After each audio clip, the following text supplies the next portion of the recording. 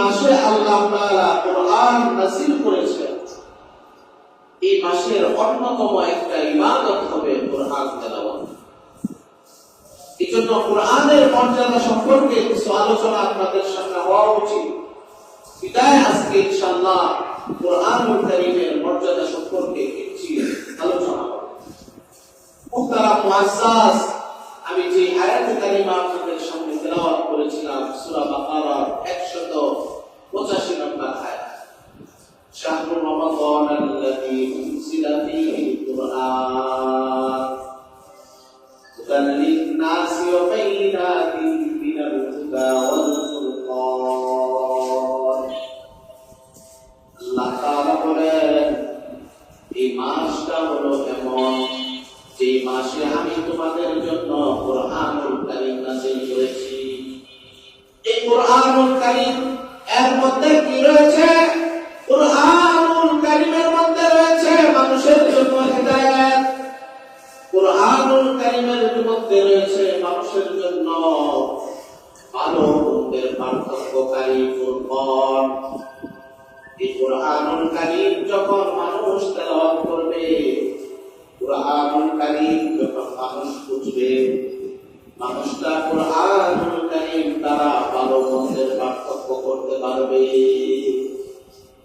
কোরআনুল কারীমে কি রয়েছে? মানুষের জন্য হিদায়াত রয়েছে, মানুষের জন্য ভালো মন্দের পার্থক্যকারী ফুরকান রয়েছে। কোরআনুল কারীম দ্বারা মানুষ ভালো এবং মন্দের পার্থক্য করতে পারবে, পার্থক্য করে সেই অনুযায়ী তার জীবন পরিচালনা করতে পারবে। এই জন্য আমি তাদের জন্য নাযিল করেছি এই কোরআনুল কারীম।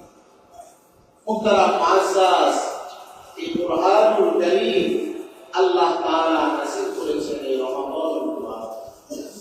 এই রমাদানুল মুবারকে হাদিসে পাকের মধ্যে আসছে, আল্লাহ নবী সাল্লাল্লাহু আলাইহি ওয়াসাল্লাম কোরআনের তেলাওয়াত অধিক পরিমাণে করতেন। সাহাবায়ে কেরামদেরকে অধিক পরিমাণে তেলাওয়াত করার জন্য উৎসাহিত করতেন। আল্লাহ নবী নিজে এই কোরআনুল কারীমে দাওয়াত করতেন জিবরাইল আমিনের সাথে। হাদিসের মধ্যে আছে, রমাদানুল মুবারক পর্যন্ত যতটুকু পরিমাণ কোরআন আল্লাহ নবীর কাছে নাযিল হয়েছিল, রোজা উপলক্ষে আল্লাহ নবী সেই পরিমাণ কোরআন জিবরাইল আমিনকে শোনাইতেন, আবার জিবরাইল আমিন সেই পরিমাণ কোরআন নবীকে শোনাইতেন। এটার উদ্দেশ্য কি? নবী এটা জিবরাইলকে শোনানো, জিবরাইল আমিন আবার নবীকে শোনানো। ওনারা কি ভুলে যাবে এই জন্য শোনাইছেন? আপনারা কি মনে করেন ভুলে যাওয়ার ভয়ে? না না না, বরং তেলাওয়াতকে বৃদ্ধি করা, মানুষদেরকে এই কথা শিক্ষা দেওয়া যে দেখো, আমি নবী হওয়া সত্ত্বেও আল্লাহ নিজে আমাকে বলেছেন, ইন্না আলাইনা জামাহু ওয়া কুরআনা। আল্লাহ তাআলা এক আয়াতের মধ্যে বলে দিয়েছেন, ও নবী, কোরআনের ব্যাপারে আপনার কোনো পেরেশানি নাই। কোরআন যে আপনি মনে রাখবেন এই জন্য আপনার কোনো পেরেশানি নাই। আমি আল্লাহ নিজ ওদের দায়িত্ব নিয়ে নিলাম।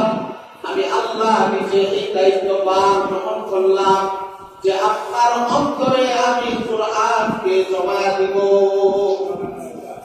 কোরআন মনে রাখার জন্য আপনার আলাদা করে কষ্ট করতে হবে না।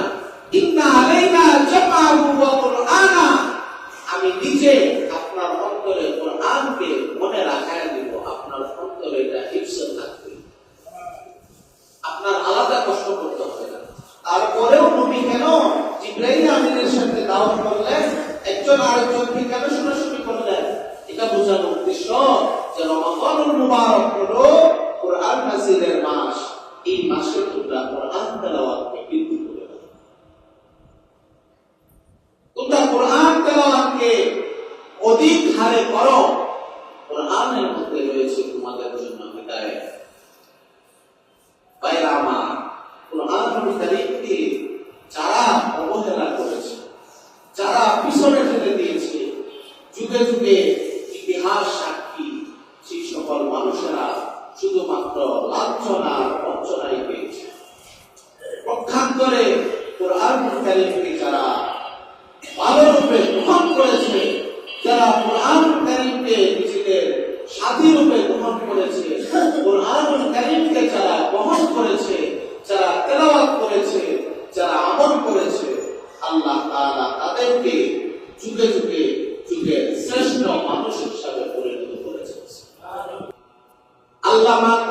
হিব্বান রাহমাতুল্লাহি আলাইহি বলেন, এই দুনিয়ার এক জামানার মানুষেরা এমন ছিল যারা কুরআনকে তারা নিজেদের বহনকারী হিসাবে গ্রহণ করে নিয়েছিল।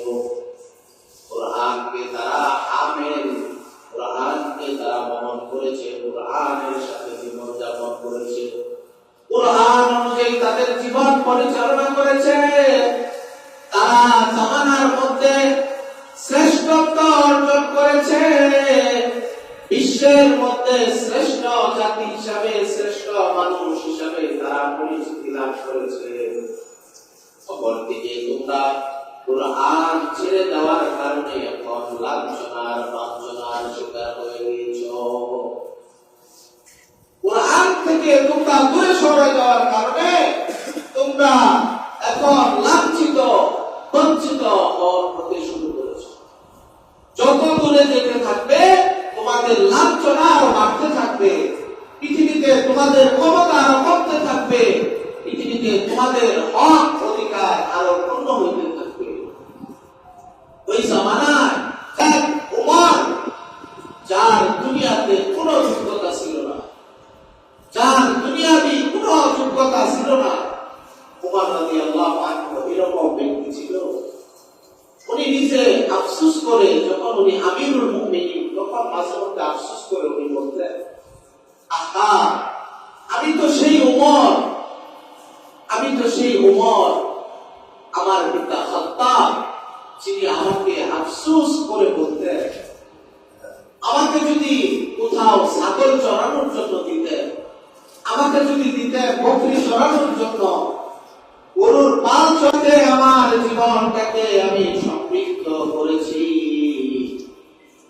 কিন্তু আমি উমর, যার এতটুকু পরিমাণ যোগ্যতা ছিল না, আজকে আমি উমরকে আল্লাহ অর্ধ দুনিয়ার বাদশা হিসাবে কবুল করেছে। কি করেন নাই উমর রাদিয়াল্লাহু আনহু? খলিফাতুল মুসলিমিন হিসাবে পৃথিবী শাসন করেন নাই? তো যেই উমর একটা ছাগলের পালকে ঠিক রাখতে পারে না, তার পিতা আফসোস করতো তাকে নিয়ে, সেই উমর রাদিয়াল্লাহু আনহু কিভাবে পুরা খলিফাতুল মুসলিমিন, পুরা মুসলিম উম্মাহকে তিনি কন্ট্রোল করেছে। শুধু তাই নয়, উমর রাদিয়াল্লাহু আনহুর জামানায় ইসলামের সব থেকে বেশি বিস্তীর্ণতা ঘটেছে। মুসলমানদের একের পর এক বিজয় মুসলমানদের এই জামানায় অর্জন করেছে। সেই উমরের দ্বারাই তো। কিসের কারণে? উমর রাদিয়াল্লাহু আনহু কোরআনের সাথে জুড়ে গেছেন, কোরআন ওয়ালার সাথে মহব্বত রেখেছেন, কোরআন ওয়ালার সাথে সম্পর্ক করেছেন। এই জন্য আল্লাহ উমর রাদিয়াল্লাহু আনহুকেও সেই মর্যাদাবান করে দিয়েছেন। আল্লাহ নবী সাল্লাল্লাহু আলাইহি ওয়াসাল্লাম বলেন, মুসলিম শরীফের মধ্যে হাদিসে এসেছে, ইন্নাল্লাহা ইয়ারফাউ বিহাদাল কিতাবি আকওয়ামা, আল্লাহ তাআলা এই কোরআনুল কারীম দ্বারা কোন এক জাতিকে সম্মান দান করেন, মর্যাদা দান করেন, তাদেরকে দুনিয়াতে শ্রেষ্ঠত্ব দান করেন। আবার আল্লাহ তাআলা এই কোরআনের দ্বারাই কোন এক জাতিকে লাঞ্ছনা এবং বঞ্চনা দান করেন। এই কোরআন দ্বারাই এক জাতিকে লাঞ্ছিত করেন, আবার এই কোরআনুল কারীম দ্বারাই আরেক জাতিকে আল্লাহ তাআলা সম্মানিত করেন। কোরআনুল কারীম এমন একটা, এটাকে যদি আমরা গ্রহণ করি, এটার সাথে যদি আমরা আমাদের নিজেদেরকে জোড়াই, তাহলে আমরা সম্মানিত হব, আমরা লাঞ্ছিত হব না। পক্ষান্তরে যদি আমরা কোরআনুল কারীম থেকে নিজেদেরকে দূরে সরিয়ে দিই, যে যত নিজেকে দূরে সরাবে সে তত বেশি লাঞ্ছিত হবে, বঞ্চিত হবে। দুনিয়াতে তার কোনো দাম থাকবে না, তার কোনো মান থাকবে না। তার প্রমাণিত দেখেন, কোরআনুল কারীমকে আল্লাহ তাআলা যে মাসে নাযিল করেছেন, বাকি 11 মাস থেকে আল্লাহ সেই মাসটাকে সব থেকে বেশি সম্মানিত করেছেন। আল্লাহ তাআলা এই রমাদানুল মুবারকে কোরআন নাযিল করেছেন, তবে আল্লাহ তাআলা এই রমাদানুল মুবারককে বেশি মর্যাদা দান করেছেন। কথা বলেন ঠিক কিনা? কুরআনুল কারীমকে আল্লাহ তাআলা যেই নবীকে দান করেছেন, আল্লাহ তাআলা সেই নবীকে নবীদের মধ্যে সর্বশ্রেষ্ঠ নবী হিসাবে নির্বাচিত করেছেন। কুরআনুল কারীমকে যেই ফেরেশতা বহন করে নিয়ে আসছে, আল্লাহ তাআলা সেই ফেরেশতাকে সমস্ত ফেরেশতা কুলের মধ্যে শ্রেষ্ঠত্ব দান করেছেন। বাইরে আমার কুরআনুল কারীমকে আল্লাহ তাআলা যেই রাত্রিতে আল্লাহ তাআলা নাযিল করেছেন, আল্লাহ তাআলা সেই রাতটাকে দুনিয়ার 365 রাতের মধ্যে সবথেকে বেশি মর্যাদাবান করেছেন। শুধু 365 দিনের সমান না, আল্লাহ তাআলা সেই রাতের কথা বলে দিয়েছেন, লাইলাতুম মিন আলফি শাহর খায়রুম মিন আলফি শাহর। এই রাতটা হলো এমন রাত, যে রাতটা হাজার রাতের ইবাদতের চাইতে ওই এক রাতের ইবাদত হলো উত্তম। এই রাতের সম্মান আল্লাহ তাআলা কেন বৃদ্ধি করে দিলেন? এই কুরআনের কারণে। আল্লাহ তাআলা এই কুরআনকে যে উম্মতের মধ্যে দান করেছে, আল্লাহ তাআলা সেই উম্মতদেরকেও সমস্ত উম্মতের মধ্যে শ্রেষ্ঠত্ব দান করেছে। দেখেন, এই কুরআনুল কারীমের সাথে আল্লাহ যাদেরকে জুড়াইছে, যাদের সম্পর্ক হয়েছে, আল্লাহ সবাইকে ওই সেক্টরের মধ্যে, ওই জাতির মধ্যে আল্লাহ তাদেরকে শ্রেষ্ঠত্ব দান করেছেন। সুবহানাল্লাহ।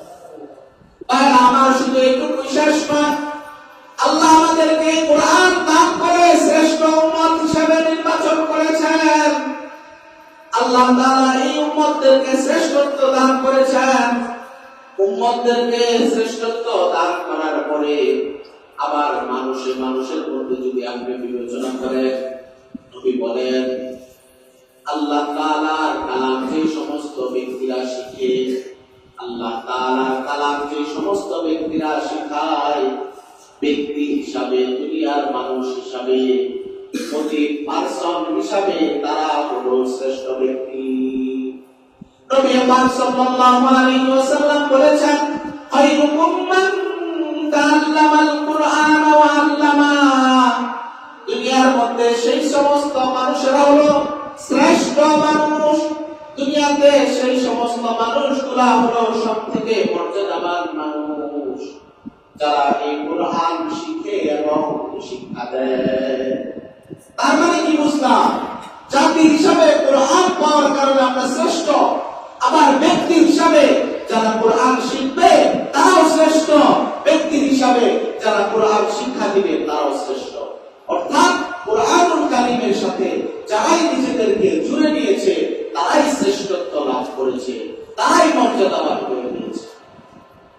দেখেন, সামান্য একটা কাঠের টুকরা, আপনি কত কাঠের টুকরা রাস্তায় পড়ে থাকে, আপনি পা দিয়ে লাথি মেরে অন্য দূরে ফেলে দেন। এই কাঠটাকে কখনো কখনো আপনি অনেক কাজে ব্যবহার করেন। একই কাঠটা যদি দিয়ে আমরা একটা টেবিল তৈরি করি, সেই টেবিলের মধ্যে আমরা কুরআন রেখে পড়াশোনা করি, একটা রেহাল তৈরি করি, যে রেহালের মধ্যে আমরা কুরআন রেখে কুরআন তেলাওয়াত করি, এই একই কাঠ, এটার মধ্যে আপনার পা লাগার কারণে আপনার বিবেক আপনাকে তখন বাধা দেয় যে এটা আমি একটা অন্যায় কাজ করে ফেলেছি, সাথে সাথে আপনি রেহালটাকে সালাম করেন। কথা বলা ঠিক কিনা? রেহালকে সালাম করেন না কেন? এটা তো একটা সামান্য কাঠের টুকরা। এরকম কত কাঠের টুকরাই তো আপনি লাথি মেরে ওদিকে ফেলে দিয়েছেন, হাতে বিল মেরে ওদিকে ফেলে দিয়েছেন, কিন্তু কোন ইমানদারের সাহস কি আছে যেটাতে কোরআন রেখে পড়া হয় সেটাতে সে লাথি মারবে? এই কাঠের মর্যাদা কেন বাড়লো?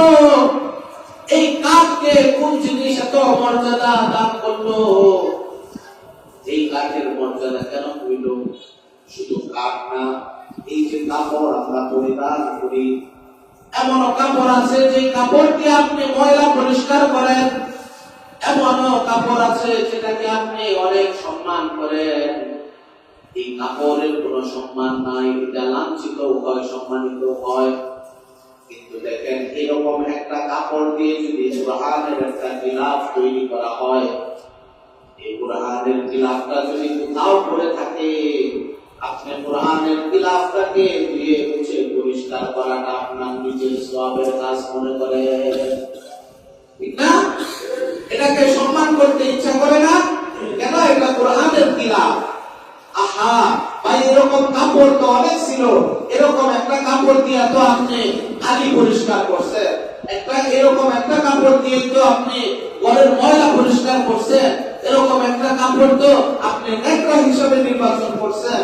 আবার ঠিক এই ধরনের একটা কাপড়, এটাকে আপনি সালাম করছেন, এটাকে আপনি সম্মান করছেন, এটাকে সুন্দরভাবে ধুয়ে মুছে তাকের ভিতরে উঠিয়ে রাখছেন। এটার সম্মান কিসে বাড়িয়ে দিল? কিসে বাড়িয়ে দিল? সেটা হলো আল কোরআন। কিসে বাড়িয়ে দিয়েছে?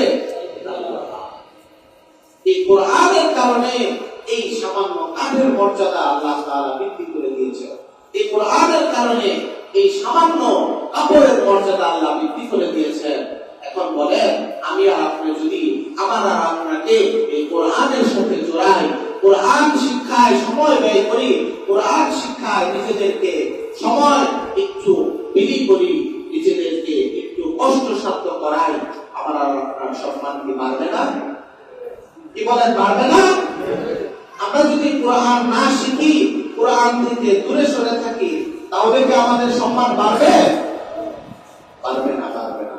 আল্লাহ নবী নিচে বলে গেছেন, খায়রুকুম মান তাআল্লামাল কুরআনা ওয়া আল্লামাহু।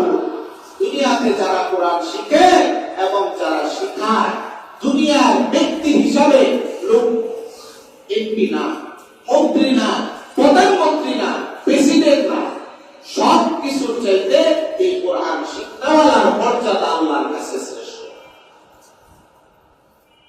কি মনে করছেন ব্যাপারটা? সাধারণ কোন বিষয়। আল্লাহর কাছে একজন এমপি মন্ত্রীরও এই মর্যাদা নাই, একজন প্রেসিডেন্টেরও এই মর্যাদা নাই, একজন কোরআনওয়ালার যে মর্যাদা আল্লাহর কাছে আছে। এজন্য এটাকে কোনো ছোট বিষয় মনে করবেন। রমাদানুল মুবারকের এই সময়, একটা সময় নির্বাচন করেন, জোহরের পরে, আসরের পরে, ইফতারের আগ মুহূর্তে আধা ঘন্টা সময় আপনি দেন, নিজে নিজেই বসে কোরআন পড়েন। পড়তে পারেন না, আরেকজনের থেকে হেল্প নেন। এখন জামানা আপডেট, কত সহজ পদ্ধতি এসে গেছে, মোবাইলে অনলাইনে শিখাচ্ছে। আপনি যেখানে ঘরে বসে আছেন সেখানে বসে বসে এখানে কোরআন শিখতে পারবেন। মোবাইলে এমন সফটওয়্যার এখন আছে, আপনি পড়তে পারেন না, সে এক আয়াত পড়ে দিবে, আপনি সাথে সাথে মুখ মিলাবেন। এক আয়াত করবে, আবার সে চুপ থাকবে, আপনি সাথে সাথে পড়বেন। এরকম সিস্টেম আছে। এর থেকে আর কি সহজ আপনাদেরকে করে দিবে?